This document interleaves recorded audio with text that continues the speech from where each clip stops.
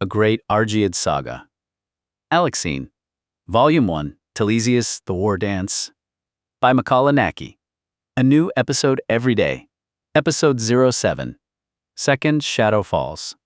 Philip tried to convince himself this was merely a precaution. Perhaps Atalis was simply a keen soldier who saw ghosts in every corner of the palace. But then he heard the heavy, metallic thud of the courtyard doors being barred from the outside. That was not the sound of a festival. It was the sound of a cage locking. Philip made his choice. He decided to say nothing to Jigia or his half-brothers. He realized that if a slaughter was coming, his only weapon was his perceived innocence. By appearing to be the youngest son pouting about a missed party, he remained invisible to those who would seek to prune him. He scuffed his sandal again, feigning boyish frustration, but his ears were tuned to the wind. He was no longer listening for the music. He was listening for the rhythm of the Telesias to break. Ptolemy leaned toward his wife, Eurino, his voice a low murmur beneath the rising crescendo of the flutes. "My love, come with me. The air grows hot, too many bodies, too much excitement. Let us take the fresh air." Queen Eurydice, standing nearby, felt a tremor of unease. She gave her daughter a sharp, questioning gaze. Eurino, sensing an unspoken urgency in Ptolemy's tone, nodded subtly. Ptolemy escorted her through the throng, his air one of solicitous concern. The moment they stepped into the cooler night air of the courtyard, a piercing scream tore through the festive din from within the hall. Inside, the Telesias war dance had reached its peak. A sea of armored soldiers moved with terrifying, unified precision. Then, without warning, a small group of warriors broke formation. They closed in on the royal platform in a single, horrifying motion. Short swords flashed. Blades plunged into King Alexander II. His queen, Arsinoe, gasped, her hand flying to her mouth. Just as quickly, the assassins retreated, melting into the chaos of the crowd. The war dance faltered, its rhythmic beat giving way to a stunned, sacrilegious silence. The king, struck down during a display of the very martial pride he championed, lay fallen among the warriors he trusted. The vibrant sounds of celebration died, replaced by a gut-wrenching realization. Eurydice's scream was sharp and primal. Her firstborn son slumped lifelessly on his throne, a dark crimson bloom spreading rapidly across his purple regalia. Beside him, young Arsinoe's reaction was more terrible, her eyes fixed on the hilt of the dagger protruding from her husband's back. A faint, choked sound escaped her lips as her vision tunneled, and she fell, her body giving way to the unbearable weight of grief. "Alexander!" A raw, animal wail escaped her throat. Eurydice's mind reeled backward through time.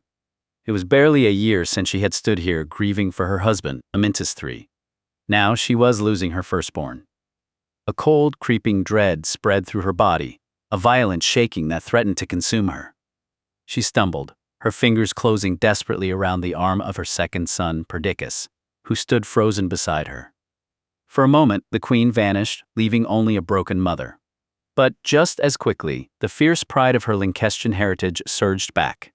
Her grip on Perdiccas tightened, her back straightened, and her face became a mask of iron. Her voice cut through the panicked silence, cold and absolute. "Find the assassins." Panic, a wild and untamed beast, erupted through the hall. The celebration dissolved into a chaotic swirl of shouts and terrified cries. Attendees, frozen for a disbelieving moment, surged like a tide. Some pushed toward the fallen king in morbid shock. Others clawed toward the exits, trampling garlands and spilled wine in a desperate instinct to escape the horror. The air, once sweet with perfume, now crackled with the raw energy of betrayal. In the courtyard, Ptolemy and Eurino heard the queen's scream followed by the roar of the crowd. Ptolemy's eyes, once calm, now gleamed with a cold, calculating light. He turned to his pale, frightened wife, his voice firm and devoid of his previous solicitous tone. "Stay here with the guards. Ensure your safety." Within the secluded courtyard, the rhythmic thrum of the war dance shattered. Philip's head snapped up. A primal curiosity, or perhaps the nascent instinct of a king, seized him. Before Jigia could utter a word, he was in motion. "What was that?" he demanded, already sprinting toward the archway. "No. No. This cannot be happening.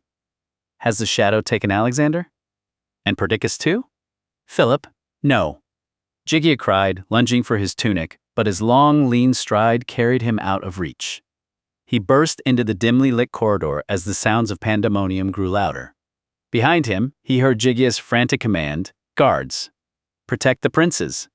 Disciplined even in disaster, the palace guards blocked the archway, forming a barrier around Gigia and her sons, Argead, Menelaus, and Archelaus. "Queen Gigia, stay within. You are to be secured," they ordered, effectively quarantining the spare blood from the spreading madness.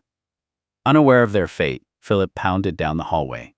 He was intercepted by his sister Eurino, just as he reached the threshold of the great hall. "Philip." "No," she wailed, her fingers lashing out like talons to snag his wool tunic. "Don't go in there. Stay with me." Before he could wrench himself free, a phalanx of guards swarmed the hallway. They moved with mechanical efficiency, swallowing Eurino in a wall of bronze and leather to contain the hysteria. "Philip," she shrieked as they dragged her back toward the inner wings. The heavy oak doors groaned shut, muffling her voice. Philip plunged into the maelstrom of the hall. He was short for his age, but his slight frame was agile. He shoved, ducked, and wove through the sea of horrified faces. "I have to see for myself. I need to find Alexander. I must get to Perdiccas. And my mother, where is she?" Then, slicing through the panic like a cold blade, a figure moved. It was Ptolemy. Returning from the courtyard, an unnerving calm radiated from him. He was a predator in plain sight, a figure of sudden, terrible authority. His eyes swept over the throng, untouched by the terror.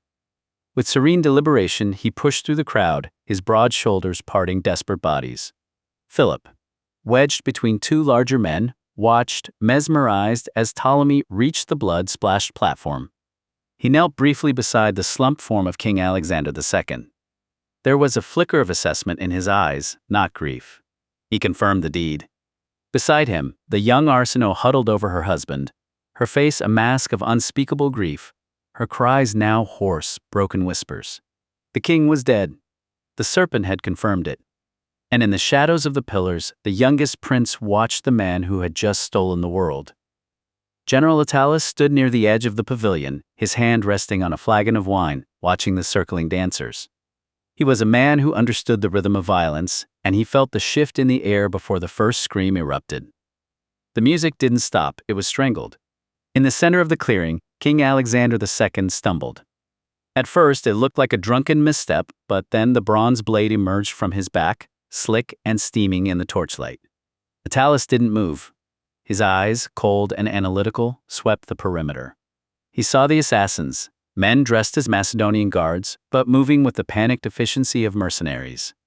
He saw the king's personal bodyguards standing frozen, their shields lowered an inch too far to be accidental. Who? Attalus thought. He looked toward the dais. Ptolemy was standing, his face a mask of practiced horror, but his hands were steady. Too steady. Ptolemy's gaze flickered not to the dying king, but to the shadows where the noble families stood. "Traitors!" Ptolemy bellowed, though he made no move to pursue the killers. "Protect the princes!" Attalus drew his blade, keeping it low.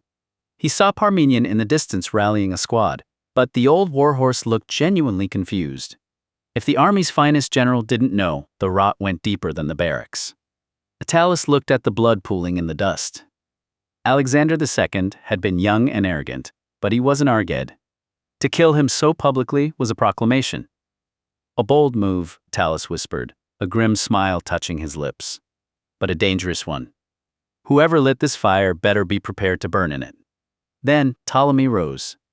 He stood over the dying king, not as a mourner, but as a claimant.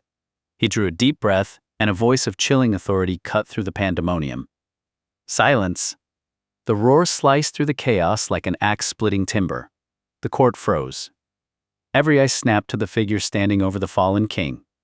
"Silence! The king has fallen. By the gods, a monstrous act has been committed." Ptolemy moved with brutal efficiency. He strode to Perdiccas, his large hand clamping around the 17-year-old's slender wrist. He dragged the ash-pale prince onto the blood-splashed platform.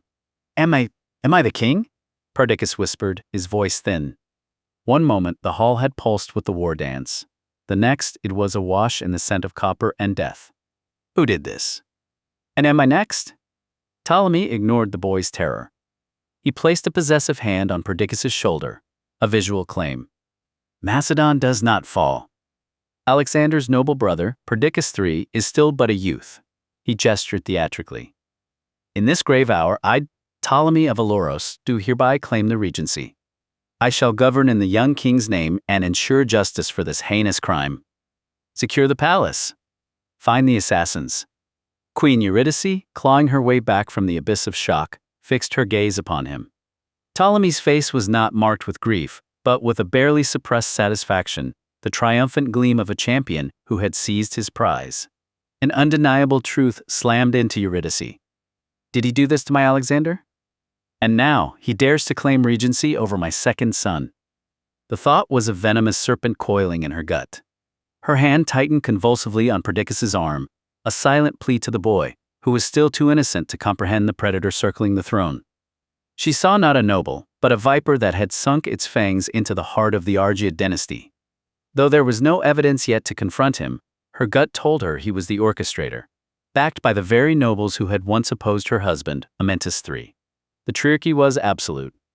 Philip, a mere boy of 14, found himself pinned by the suffocating press of bodies, a human tide of terror and confusion.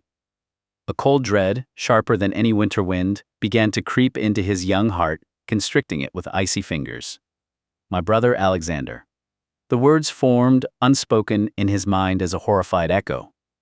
He had witnessed it through the forest of pillars, the sudden lurch, the glint of steel, the horrifying collapse of the Argead sun. Why? Who did this? The questions clawed at his nascent understanding, tearing at the fabric of his world. The serpent had struck not just Alexander, but the very heart of the royal line. Philip realized with a chilling clarity that if such a thing could happen to the king, his eldest brother, then his own life, once seemingly secure, now hung by the thinnest of threads. Just as the terrifying reality took hold in his mind, a force as powerful as the chaos itself hit him. It was his mother, Queen Eurydice. Her face was a mask of grief and fierce, primal rage. She rushed to him, her arms wrapping around him with a desperate strength that belied her trembling frame. She held him not just as a mother holds a child, but as a queen clings to her last, fragile hope.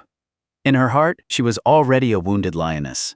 She had just lost her firstborn, the king she had given birth to and groomed for the throne. And now, her second son, Perdiccas, was being pulled into the viper's coil, standing on the dais under the predatory protection of Ptolemy of Aloros. As she held Philip close, feeling the young boy's heart pound against her own, a cold resolve settled in her soul. He was her youngest. He was her last. Philip was the only one not yet standing in the direct light of the throne, and therefore the only one she might still be able to hide. She leaned into his ear, her voice a low, fierce rasp that cut through the screams of the hall. Do not look at the throne, Philip. Do not look at the blood. Look at me. We are the only truth left in this house. She would not lose her final son to the same serpent who had poisoned their court. If the physician whoever was coming from the south, she would ensure Philip was the currency used to buy his survival. To be continued. A Great Argead Saga. Alexein. Volume 1. Telesias. The War Dance. A new episode every single day. We are dropping a new episode every day until the epic conclusion of Volume 1. Each chapter delivers a tight, hyper-focused 5 to 15-minute hit of cinematic historical drama, perfect for your daily plunge into antiquity. Watch the cinematic video trailer. Listen to the full saga now. Bookmark Volume 1, Telesias playlist. Subscribe to follow the rise of the Argead dynasty. Thumbs up to help push our vanguard through the algorithm's gauntlet. Comment below.